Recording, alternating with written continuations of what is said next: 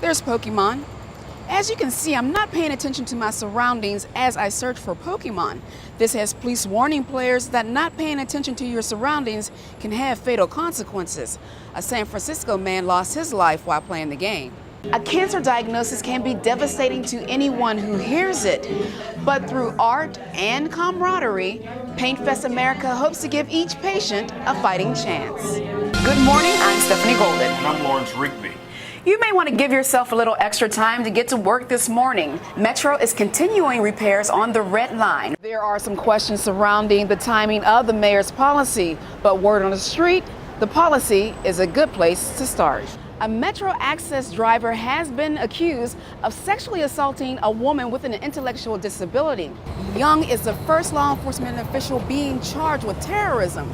Prosecutors say the D.C. Metro police officer was buying Metro cards for ISIS. And Lawrence, did you know Bebe's sister's birthday is also this week? So there's a lot of celebrating. They have a lot of birthday parties going on. At the National Zoo, yes. Maybe that's why Bebe was too tired right. to visit with zoogoers as they try to get a look at the one-year-old panda. Pro-choice supporters like Dr. Parker say today was a small victory.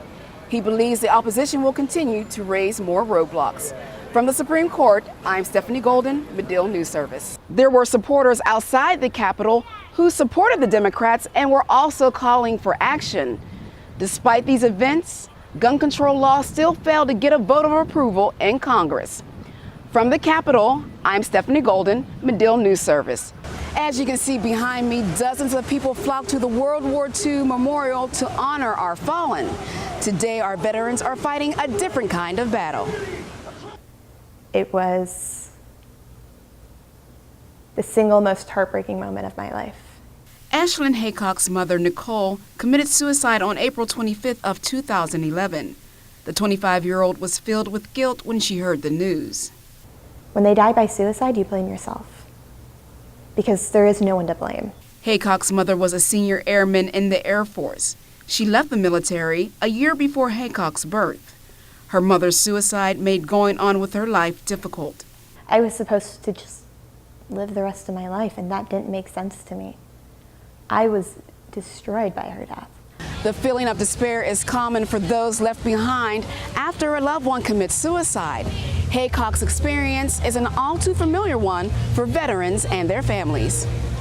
There's 20 veterans a day that die by suicide. Ruako is familiar with that statistic. Her husband also committed suicide after returning from Iraq. Some of them who die by suicide think that they are a burden to others and that there's no hope of ever getting better. The Tragedy Assistance Program for Survivors is helping many like Haycock learn how to live again and helping veterans close the door on suicide. It's a way of having somebody walk beside you during the most difficult time in your life. There's so much support out there for veterans. If my mom would have gotten it, I really, truly believe she would still be here now. Suicides among veterans seeking mental health care is decreasing. For more information on the TAPS program, visit their website at taps.org. From the World War II Memorial, I'm Stephanie Golden. The Democrats are continuing their fight for gun control. Minority Leader Nancy Pelosi held a press conference today. She was joined by victims of gun violence who shared their personal stories. It changes every dream, every hope, every desire you have for your kid. DeAndre Yates joins the Democrats on Capitol Hill to fight for tougher gun control laws. Her 15-year-old son DeAndre was shot in the head at a birthday party. She says she misses him calling her mama. The littlest things that you miss when your life has changed or so altered. As the Democrats double down on their stance for stricter gun control laws. We cannot give up now. We cannot be quiet. We cannot be patient. Yates and other victims of gun violence stood behind them. The 91 people symbolized how many are affected by gun violence every day. We owe these families more than our thoughts and prayers and moments of silence. We owe them a vote in the House. Dozens of protesters calling for gun control laws have come to Capitol Hill over the past 2 months. Yates hopes this time around Congress will listen. Hope it doesn't take this unfamiliar pain to come down your road for you to want to change something.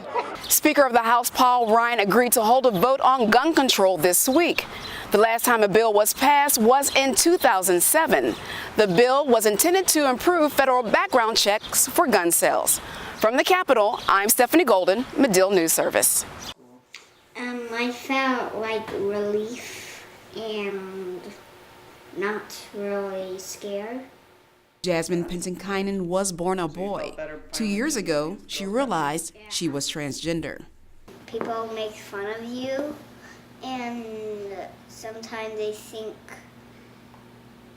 you're like not right. The simple task of using the bathroom is a new challenge for her. Now, Target stores have made the decision to allow people to use the bathroom that matches their identity.